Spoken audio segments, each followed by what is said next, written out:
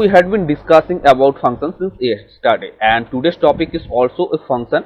And but in this topic we'll discuss about self invoke function, and I will give you some overview of constructor. And in the previous tutorial we had learned about a anonymous function. So guys, this is the code of anonymous function. You can see here inside the x variable I declare a function, and I pass it two parameter a and b, and now I print x and the value of parameter I passed here.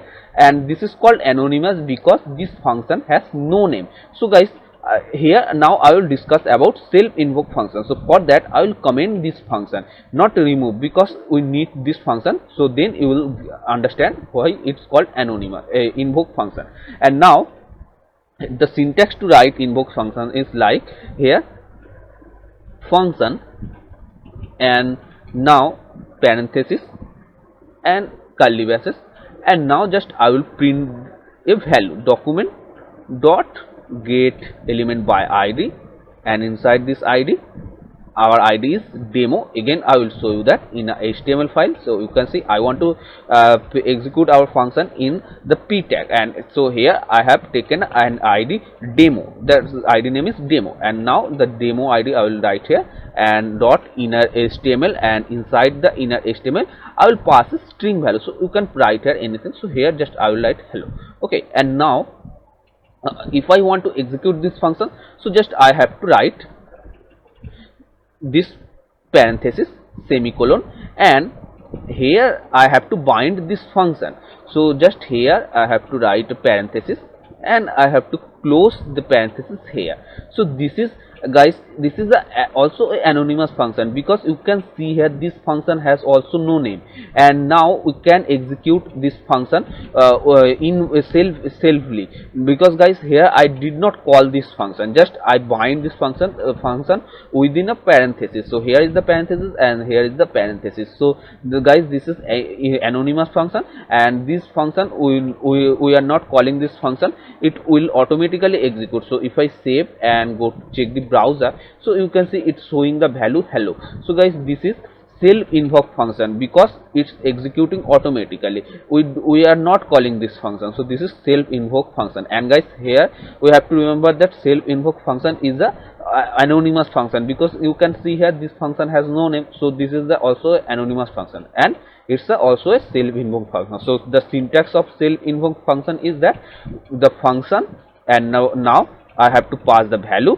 and here parenthesis, and now I have to bind the function within a parenthesis. Here the parenthesis and this is the parenthesis. And now if I want to pass parameters, so same way here just I have to write the parameter name a and b, and now just here I have to write here a into b semicolon, and now here I have to pass the value of a and b. So here if I write 2 and 6, anything value you can pass there, and you can execute anything, like without multiply you can add plus anything. So save, and now so you can see that here it's showing the output 8. So this is called self invoke function. So this is the syntax of self invoke function. So hope guys you understand about self invoke function. So self invoke function means we don't need to call this function, it will be execute automatically, and always self invoke function is the anonymous function. So now guys, here I will give you some example of constructor. Constructor is a different topic, but here we are discussing about function. So I will show you the some example of constructor, because function can be constructor. So I will comment it that, and now just here I only show you the syntax to write a constructor and how function can be a constructor. So first of all, here I will write a var, and the function name is my function. So function name always you can write as per your choice. And now to write the constructor, first of all we have to create a object. So object is also a different topic, but here I will give you some example. So I am creating a new object. So when we create an object, then we use new keyword, new and the function keyword, because I am creating the object of function. So here I have to write the keyword is function. So here f is the capital, you have to follow this, and now parenthesis, and inside this parenthesis here you have to write a value. So like here a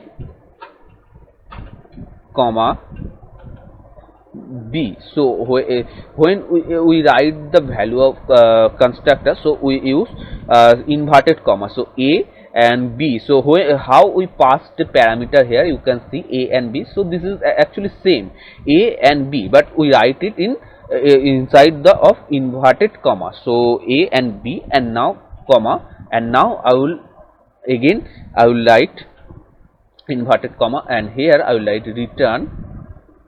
So we know about the return, we learned it another tutorial, in previous tutorial, return, and which will be return. So a, and now you can interact of this two, a and b. So here I will interact about both of addition. So a plus b, and now semicolon, and just I will print document dot get element by id, and our id is demo, and dot inner html, and here just I will print our function name. So our function name is my function, and just here I will pass the value. How we passed here, you can see actually document dot, this is return a and b, and document dot get element by id x, and instead here passed a value. So same way here is the this is the actually constructor, and when we pass, actually you can call it parameter. So when we pass parameter here, so we use inverted comma. Actually it's called local variable. So a and b, and now a return the same way a plus b, and now dot inner html, and inside this function I will pass the value of a and b. So a value is 4 comma, and b value is 6, and now again semicolon. We use semicolon to separate this line. That means this is the another line and this is another line. To denote that we use semicolon, and now save, and again, so you can see it's added 10,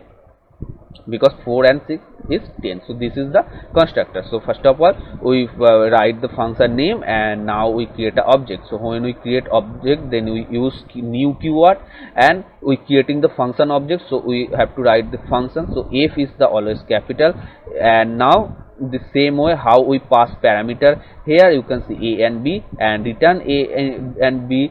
So here in the same way a and b, and return it, but here we use only inverted comma. So that's the difference. So function can be a constructor. So hope guys this video is helpful to you, and if you want to get more videos in JavaScript, please subscribe and press the notification bell icon also.